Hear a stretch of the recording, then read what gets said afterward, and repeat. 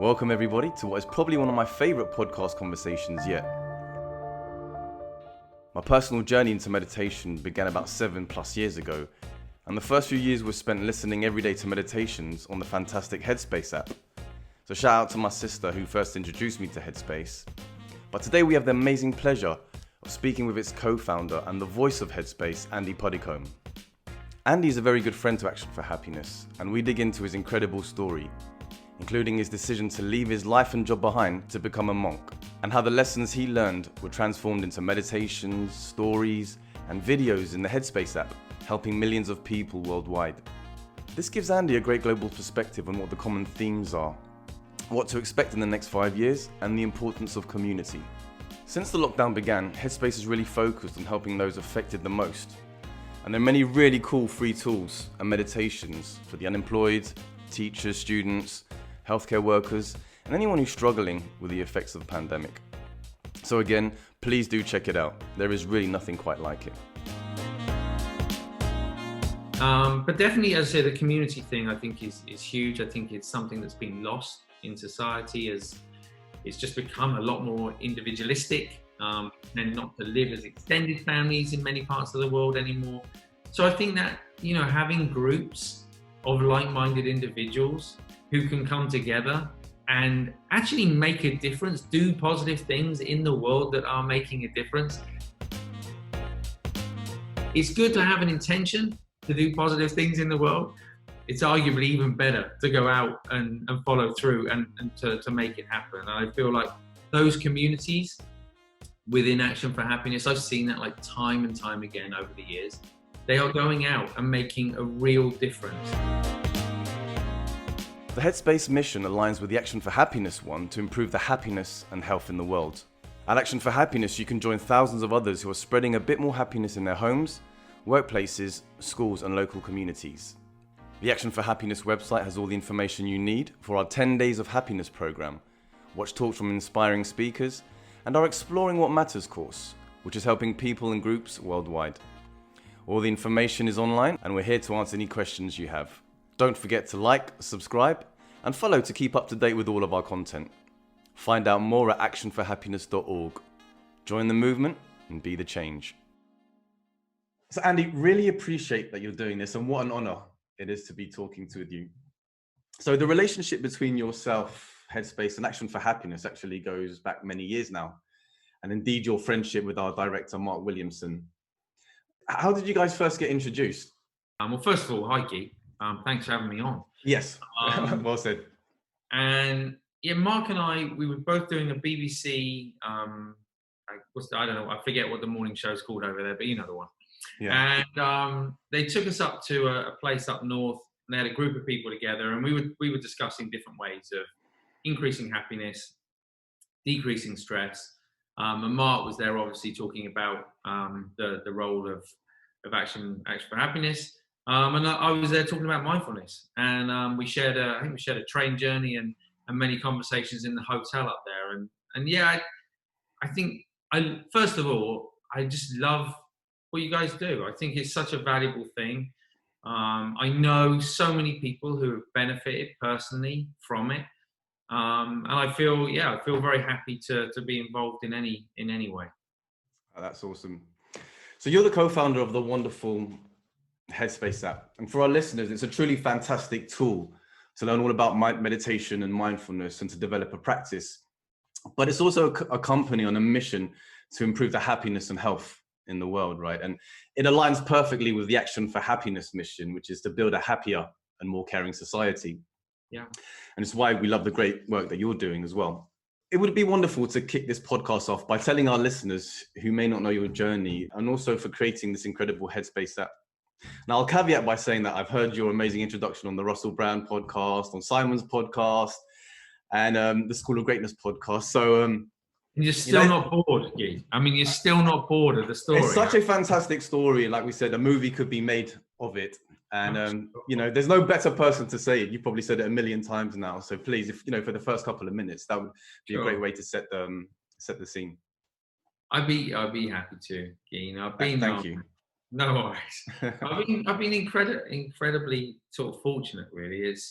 No more than that. Kind of just opportunities that have arisen in my life. My mum introduced us as kids to meditation at the age of 10 or 11 years old. So it was kind of there in the early years. And at the age of 21, I made the decision to quit my university degree and go and become a monk. So I went off to the Himalayas. And people often ask kind of, why would you do that? For lots of different reasons. And I think there were a number of things, some which will be very relatable, like a mind that was very busy, often feeling overwhelmed, kind of enjoying life in some ways, but maybe not connecting with life in a way that felt kind of fulfilling at that time. Yeah. But more importantly, there had been a kind of a series of events. My stepsister had died she'd been knocked off a bike and killed in a car accident. I've been involved, or I was with a group of friends when a drunk driver crashed into the group and killed a couple of people and injured a lot of others. And I think those things that happened in my late teens, kind of early 20s, had left a mark where I found myself asking, like what was really important in life, and what was my sense of purpose and direction in life. So it sounds like a radical step to quit university and head off to the Himalayas, but for what it's worth, it actually felt very natural, and it felt very very sensible, at least to me at the time, if not to the people around me. Yeah. And I spent best part of 10 years training as a layperson, then a novice monk, then as a fully ordained monk in different monasteries and centres around the world, before going back to the UK, meeting the co-founder of Headspace, Rich, yeah. and starting Headspace just over 10 years ago. And did you feel that, or had you experiencing some kind of, I don't want to use enlightening moment, but had you already experienced, wow, meditation, what it was to observe thoughts and say, wow, I can see that there's, or was it, I'm feeling so much pain that I'm trying to find something, and so therefore I'm going to go on a journey of self-discovery or something? Or how do you say, wow, this is amazing, I really want to dig my heels into this? I'm going to be greedy and have both. I think on the one hand, I had experienced, even at a really early age, a mind that could actually be sort of a little quieter, a bit more expansive, where there was a bit more kind of clarity. And that really interested me from an early age. I can remember sort of, I started reading about different yogis and monks and teachers who had spent a lot of their life doing that. Yeah.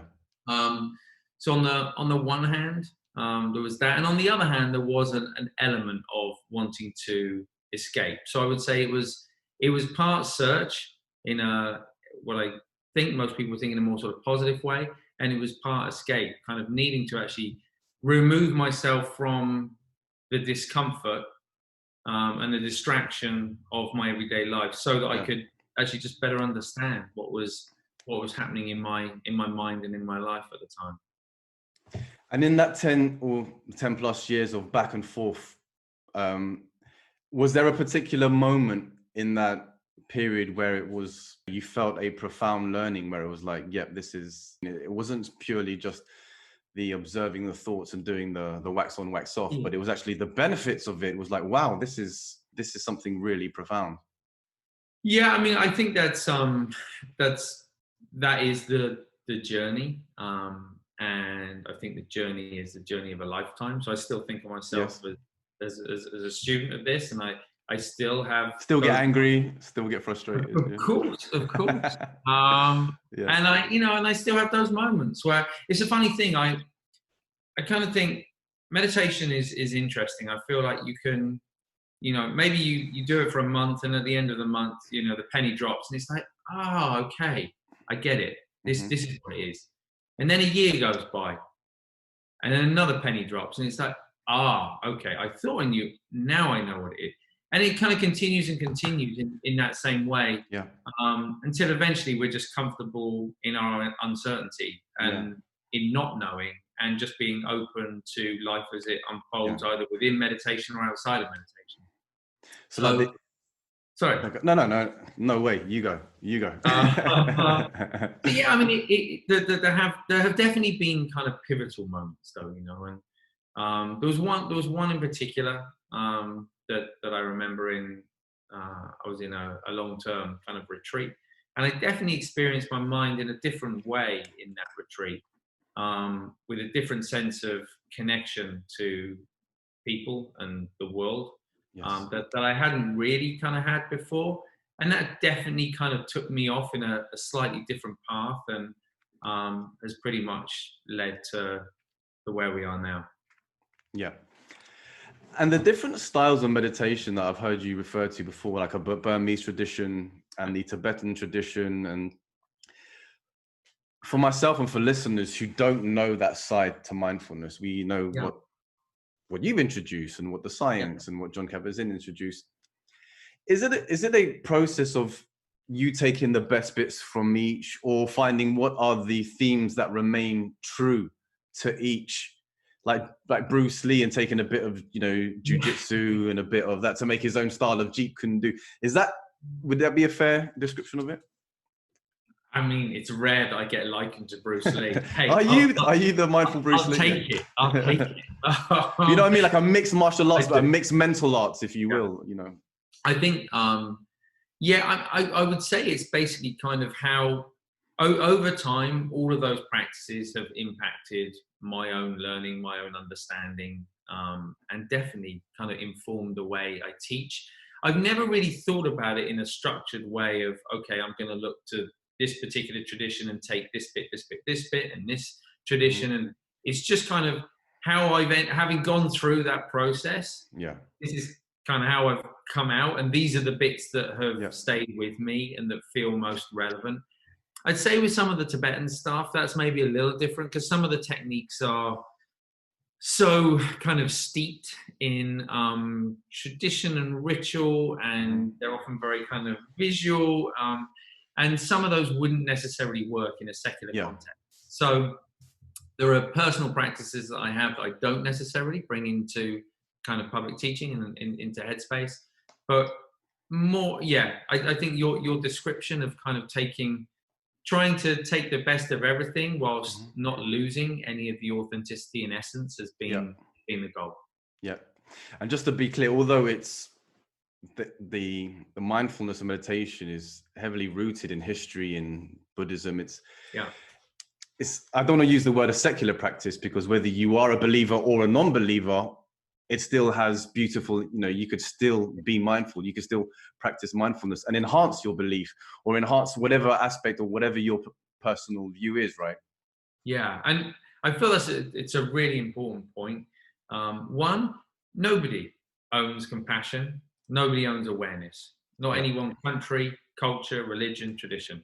Like, it's inherent to us as human beings. In the same way, we are all inherently mindful. We may not always realize it, and we may not always apply it in our life, but it's a quality. It's not something that we can go and get from somebody else or from somewhere else. So it's more, I feel like all of these techniques, regardless of our faiths and our beliefs and our opinions and everything else, it's really just a very skillful way of seeing the mind more clearly, developing a greater sense of curiosity and kindness. Yeah. And as I say, it really doesn't matter too much kind of what we believe in. You talk analogously in the way you describe your different users and then maybe very high level, but there's the user that takes it day by day on a preventative kind of method, like a multivitamin, and you get those that only when the pain arises up, now I go to the medicine cabinet. Yeah. And then you get those that when there's these, a death in a family or a big tragedy. Yeah. Wouldn't it be fair to say now that it seems like since March has kind of been a bit of all three? Right. I think so. You know what I mean? So yeah, I think so. So how since lockdown began, and it's obviously affected not only it's amazing how it's this global effect, right? And it's still to this day, many, many months in. How have you seen activity change, if any? And what's your feedback, being behind the scenes and getting a good kind of bird's eye view of this? Yeah, I think it's been incredibly challenging for so many people around the world. I think in terms of the way people are engaging with the apps, with the app, we've seen yeah, in the early weeks, especially, we saw content around stress and anxiety kind of spike at sort of over 1,000% kind of increase in usage. So, I mean, like really significant. We've gone through periods where downloads and registrations have doubled. I think it's part of that is because people have been struggling, and part of it is because we've intentionally gone out and tried to reach people who may not have heard of it before. So we made it free for the unemployed, we made it free for healthcare workers, we made it free for educators. And so I think, it's not, some of that data is a little bit skewed by the fact that we were actually onboarding a lot of new people who wouldn't previously have tried it. But yeah, whether it's anecdotally or whether it's data driven, I think everything points to most people are having a really, really difficult time, whether they've been directly impacted by the virus, whether it's impacted somebody in their family, or whether it's circumstantial environment, maybe a change, a loss of job, or experiencing more loneliness, being locked up at home. I think it's really impacted mental health. I think to an extent that we don't even understand yet. I think down the line, the implications of what has happened over the last 6 months are going to become more obvious. And they said the number of workers on UK company payrolls today, BBC article, fell by 650,000 between March and June. Unemployed was 2.6 million, in that same time. It's having a massive effect. And so the wonderful, on Headspace, the opportunity for those that are unemployed, they now have the ability to go to the site for free. Yeah, you can use it for free. Yeah. And for those that are not unemployed, but there is a 2-week free trial that they can download where there was amazing videos and animations and introductory meditations. And there's actually a bit more than that. So what we decided was, because having made it free for those different groups, we obviously got a lot of inbound kind of saying, well, I'm not a healthcare professional, I'm not a teacher, and I'm not unemployed, but I'm still having a tough time and I can't really afford this. Kind of how can you help? So we created a whole separate part of the app called Weathering the Storm. That's free, ongoing. There's content there around stress, anxiety, insomnia. There's even kind of mindful movement classes. So just find Weathering the Storm tab in the app, and you can have ongoing free access. You're listening to the Action for Happiness podcast. I'm your host, Guy. And in this second half, we get into education, the importance of community, taking action, and Andy shares what matters most to him. This is going to be a section of where I'm going to fanboy out a little bit, but after being told about mindfulness approximately 7 years ago by a good mate, then later on my sister mentioned this app Headspace. Okay, I'll check it out. Now, I wasn't stressed, or I didn't feel like I was going through any anxiety. I was just very curious about philosophy and the truths of life. And, so when I played the app, the immediate thing I noticed was, wow, just for the first time ever, observing my thoughts. And it was just such a weird experience of like, okay, this is what I'm living in all life, day by day, minute by minute, moment by moment. And now just to sit back and observe it, how loud and chaotic it was. And that sparked my journey of interest. And so I did the 10 days, as it was back then, of free meditations. And then after a couple, I rinsed it, abused it a little bit. But then I did then I purchased the full whack, the yearly subscription. And I have to say, for the next year and a half, that really was my wax on and my wax off, just every day, just drilling it.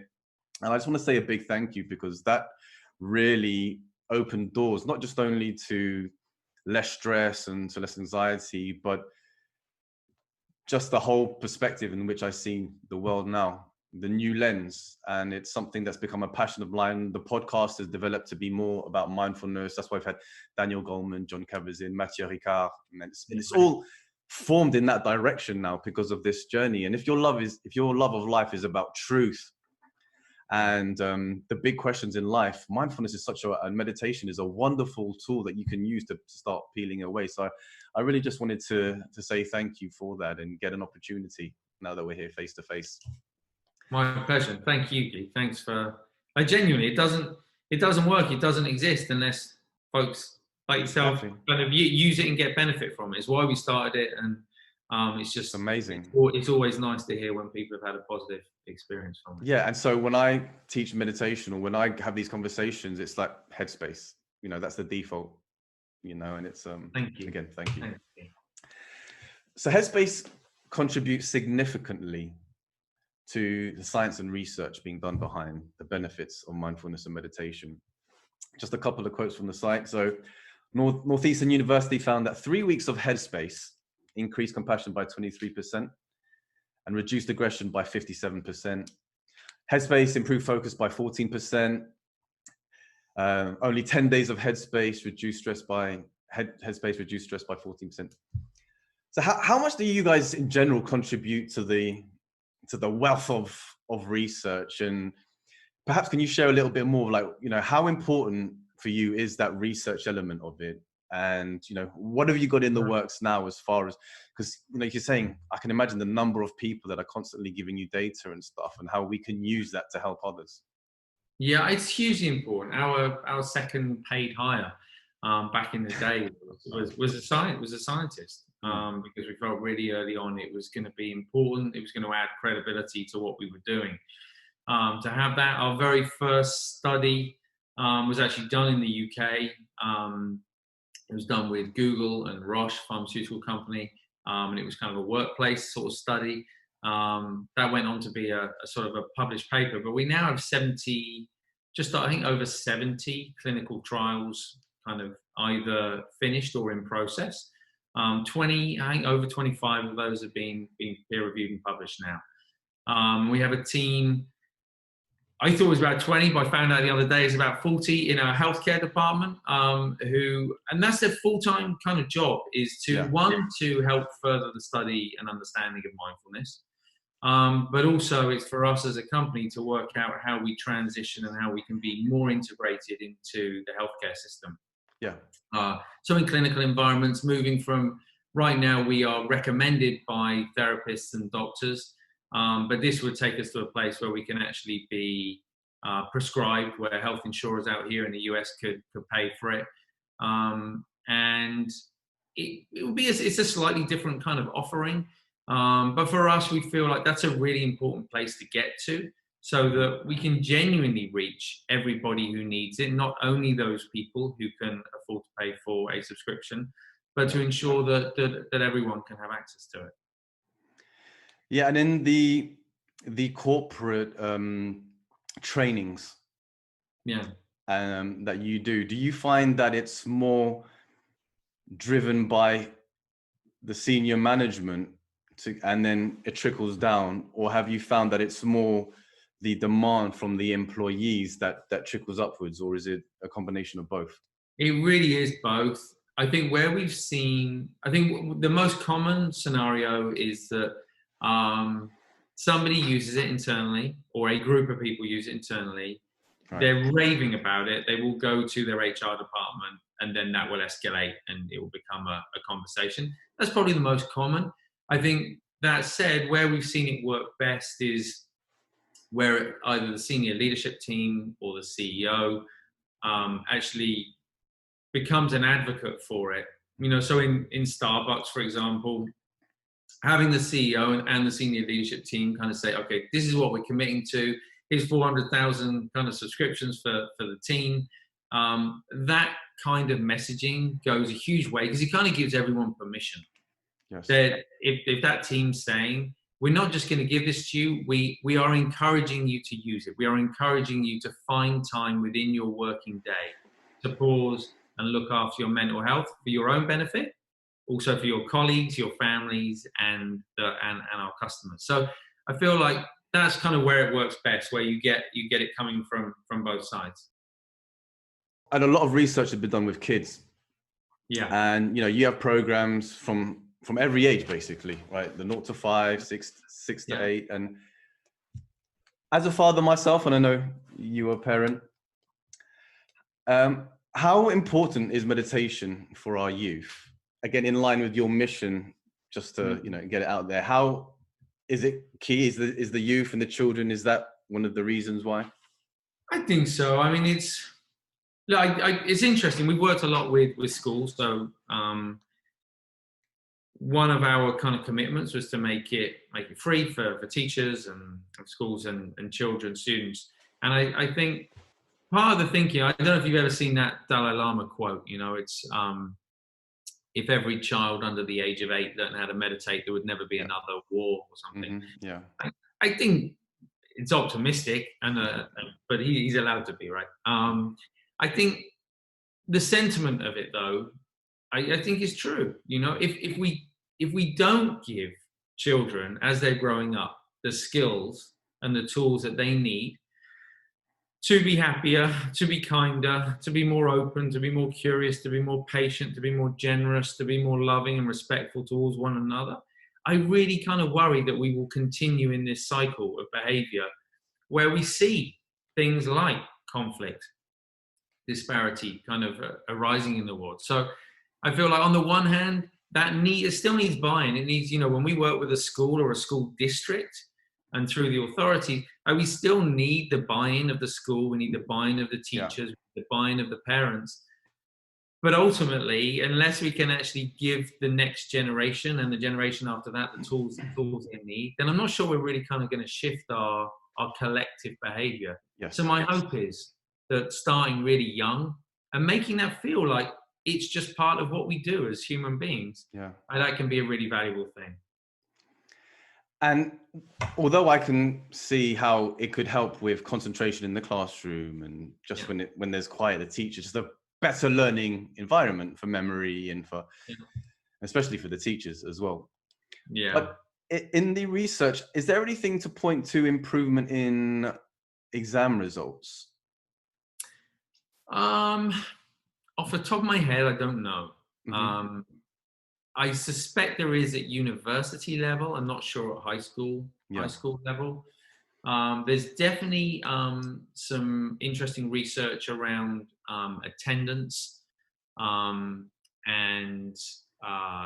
transition. So students' ability to transition from different types of learning and from break and recess and all that sort of stuff. I think it's still quite early.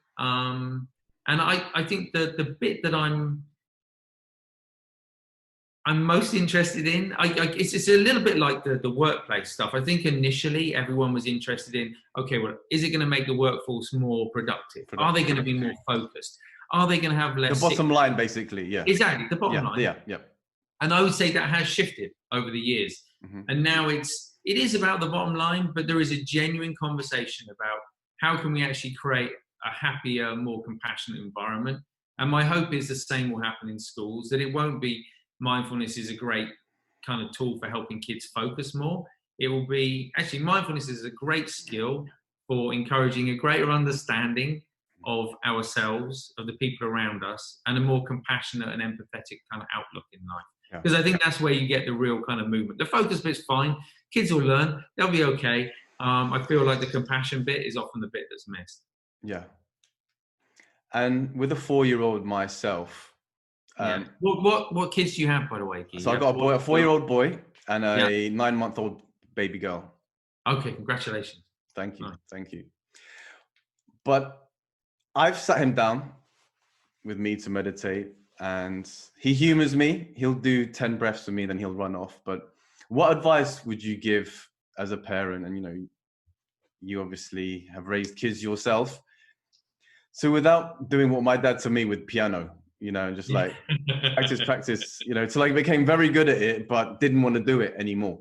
Yeah. So, what advice would you have for parents that are trying to introduce, they may be fans of it and just like, I love meditation. I want to get my children and my friends into it, but how best to communicate it so that there is a long lasting effect?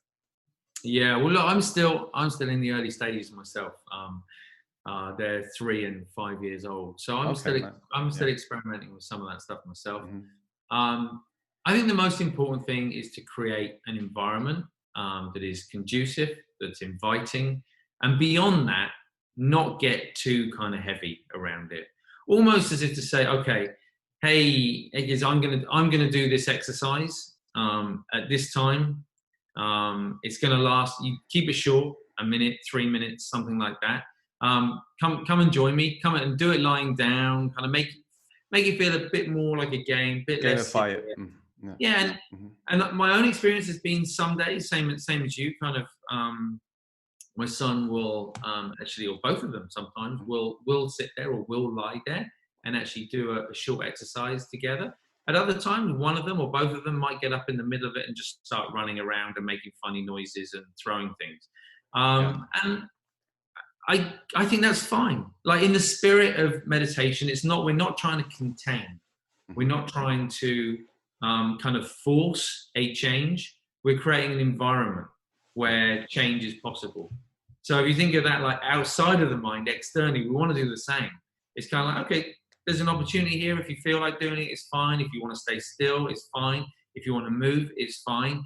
And the more freedom, I think, generally we create in any learning environment, actually, the more likely it is that people develop their own love for it and they find their own point of connection, rather than us as grown-ups in this situation kind of imposing our own love for it on them. Yeah.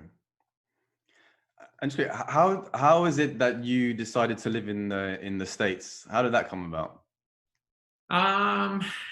Yeah, there are a bunch of reasons. I think on a personal level. Yeah. I mean, you live in London, I assume. Yeah. Yeah. So having spent a little bit of time back in London, I think, Rich and I and my wife, we all we loved the outdoors. We loved surfing and mountain biking, and so there were a lot of personal kind of reasons, weather-related reasons for moving out to Santa Monica. And then on a professional level, I think it's really hard to scale a company from the UK. Oh, okay. California is known for the opportunities for investment, for scale. It's easier to hire talent out here. I think in LA especially, obviously, sort of a background, a history of entertainment, but now kind of with a lot of technology coming into the area as well. We felt that combination of creative entertainment and technology with a layer of investment that would allow us to scale was probably the ingredients that we needed to do what we did. And we went into it in a really naive way. When we started in the UK, we kind of thought, well, we want to make it kind of available as widely as possible. But I don't think we really understood, Guy, what was actually necessary to do that. And, what it would take in terms of a size of a team, what it would take in terms of investment to actually kind of make that happen. Yeah. So we were a couple of years in before we realized that, actually, this is going to be really hard to do out of London. Yeah. So it just kind of made sense to move over. So you have an amazing insight, going back to I don't know if I should call it metadata, but your links and relationships to this world and this world of introspection, of looking how the mind works. Where do you see things going in the next 5 years, as it relates to meditation, but also in health, in business, and in education, and for Headspace? Yeah, goodness me. That's a lot of different things. Yeah, there you go. Deal with it. So the world in the next 5 years. No, I think we've already seen a massive shift in mental health, the conversation around mental health. Certainly over the last 10 years, I've seen a huge shift. I think it's become less taboo. I think it will continue to become less taboo. I think there will have to be provision made for it within the healthcare system. The challenge will be, how do we scale that provision? Because the truth is, one, we don't want to get into a situation where we're relying on pharmaceuticals for mental health, for the prevention or treatment. But also, there's not enough people to do one-to-one in-person therapy and counseling. So it will have to come down to some kind of scalable solution, which inevitably will involve some kind of digital solution. So I think Headspace can be and is one part of that, but it is just one part. I think it will require many, many different approaches.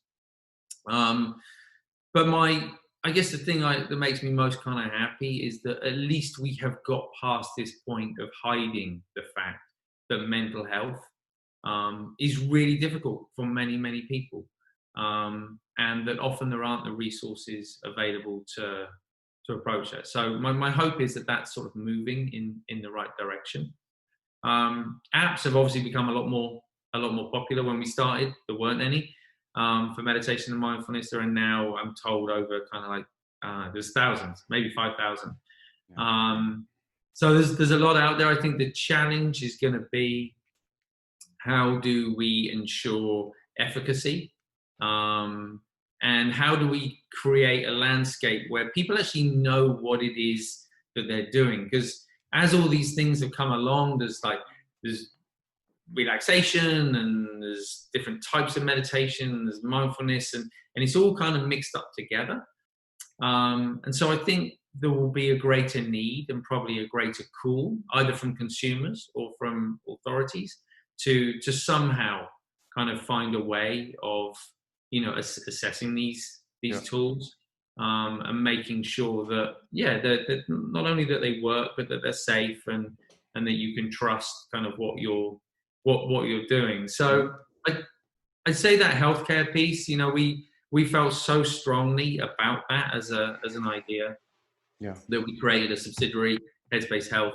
We say we have about 40 people working on that now. And I think that will be where we, personally as a company, we'll kind of put most effort behind making sure that we can kind of give a prescription grade experience that can be trusted, that doctors feel comfortable with, and getting out to more people. And what would you say, and what message would you share for those part of your mission and the Action for Happiness mission, and this movement for just helping each other and for a more caring society?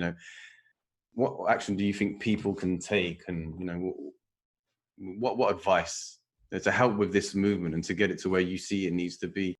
I think the most important thing, and we'll come to community in a minute, because I think that's one of the we can end on that. That you guys do best, Yes. And it's very difficult. Like, the digital experience is very difficult from the in-person. It's very different from the in-person experience. I think the most important thing is sort of a degree of self kind of like ownership and responsibility. It's not going to happen by chance. It's not going to happen by accident.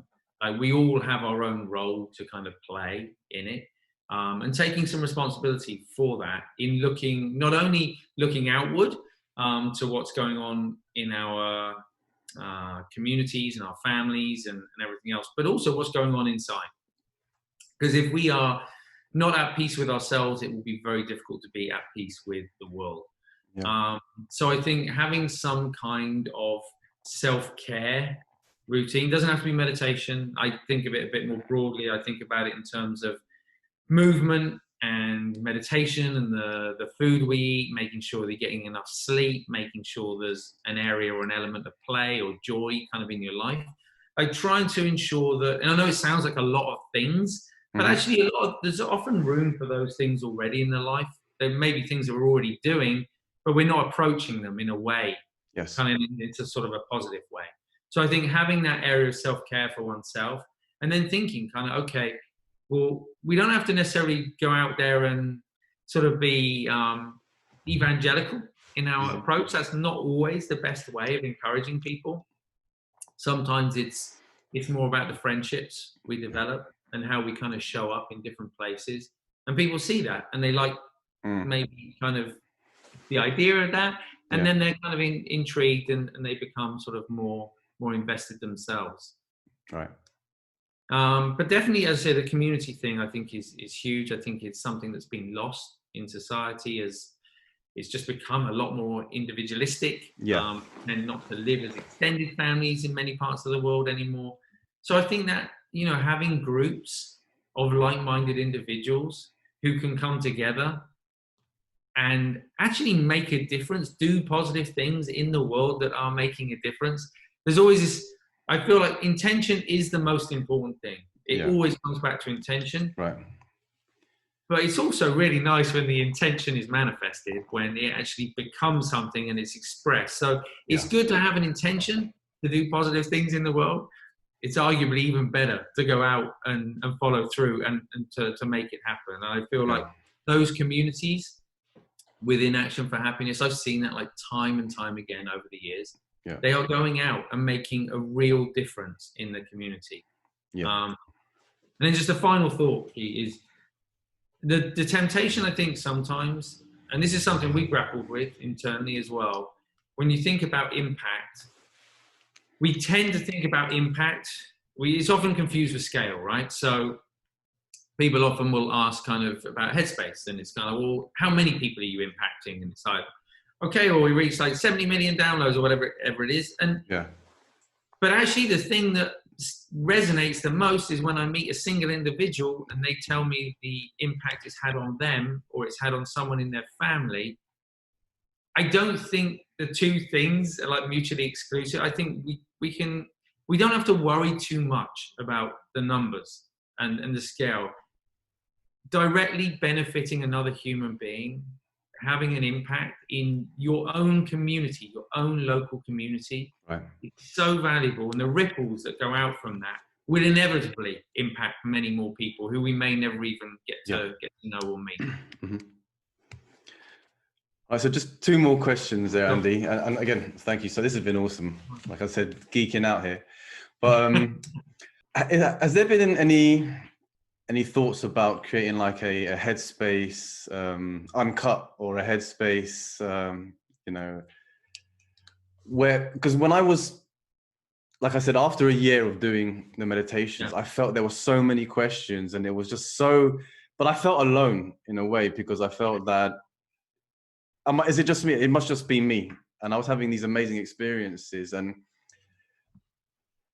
I felt like I really wanted to speak to people to just find out more about it and have meditations that would speak to, well, we say, oh, a thought arise and observe the thoughts. And it's like, well, hold on, why are they arising? It's like, we just throw it, oh yeah, the thoughts are going to arise. It's like, what do you mean they're going to arise? Where are they coming from? Why are they mostly negative?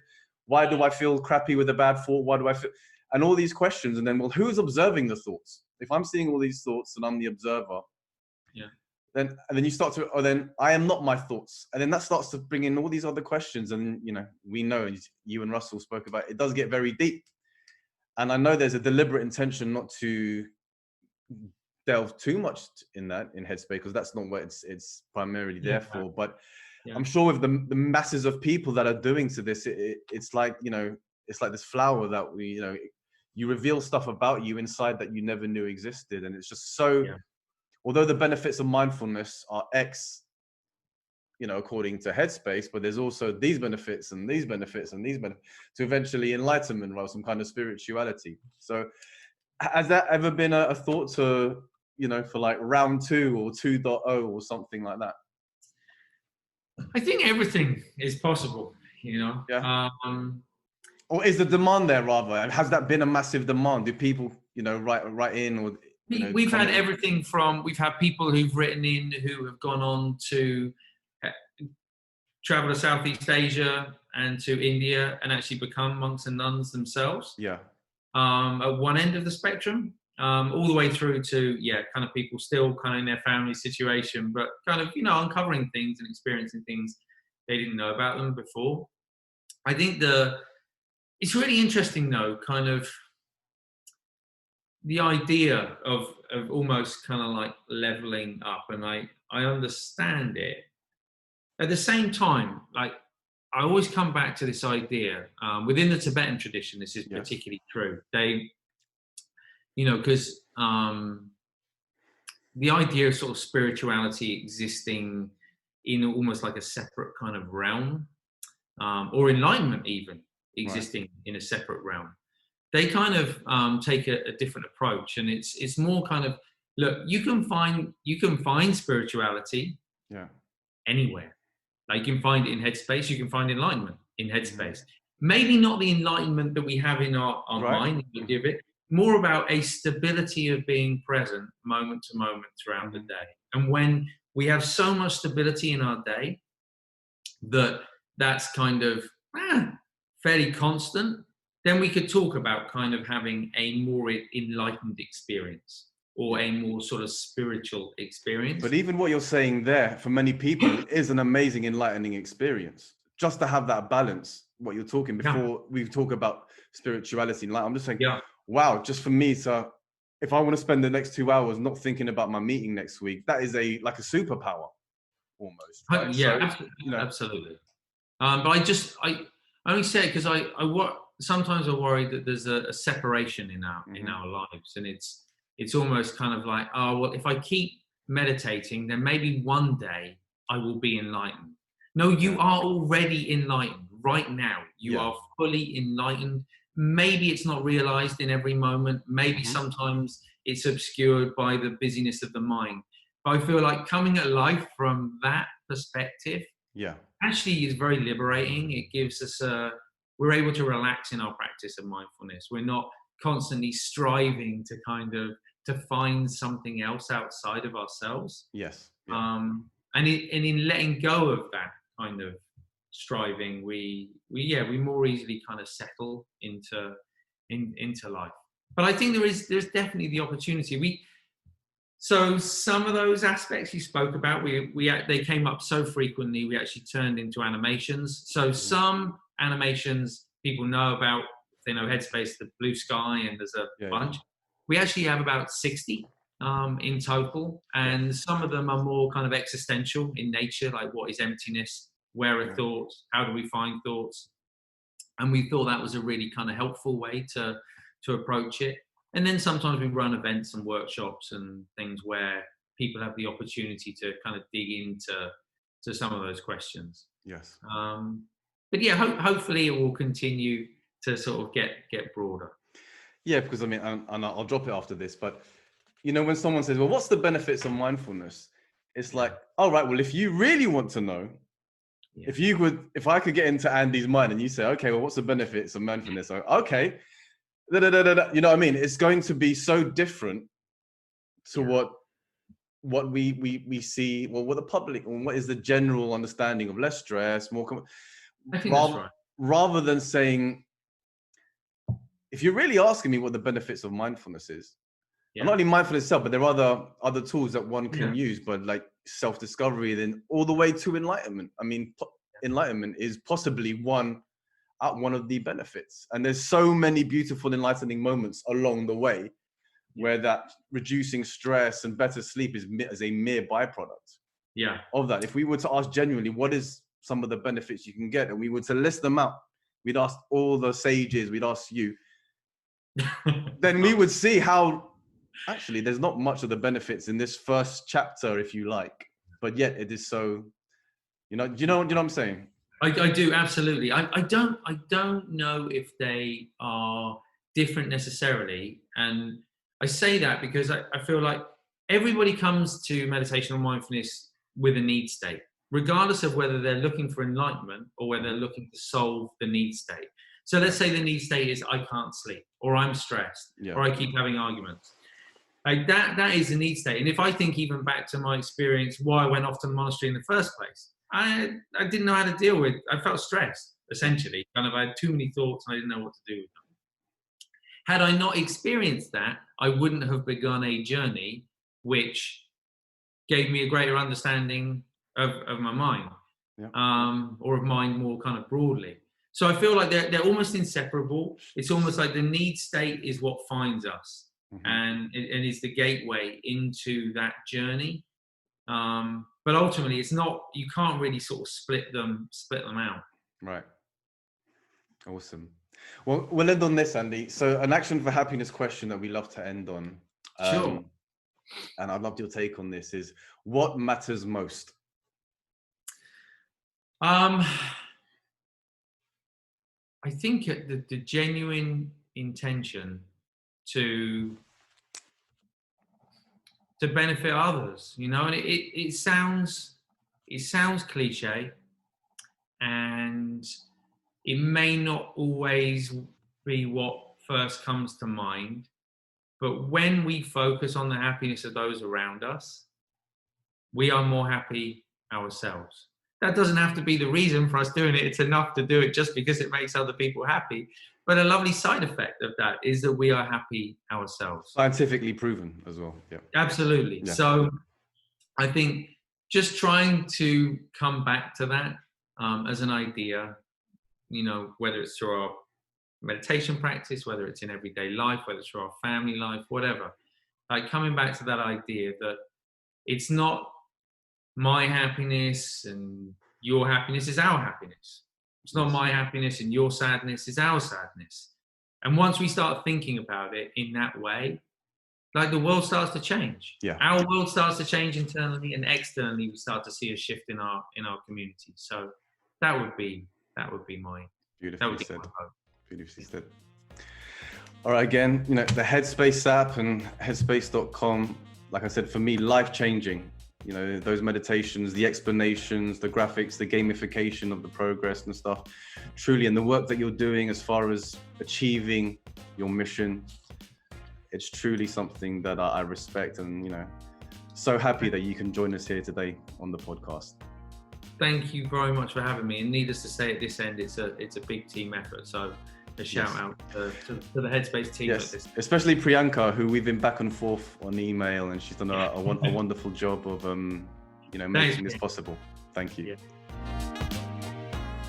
And remember, if you'd like to help create a kinder and happier world, please get involved with Action for Happiness.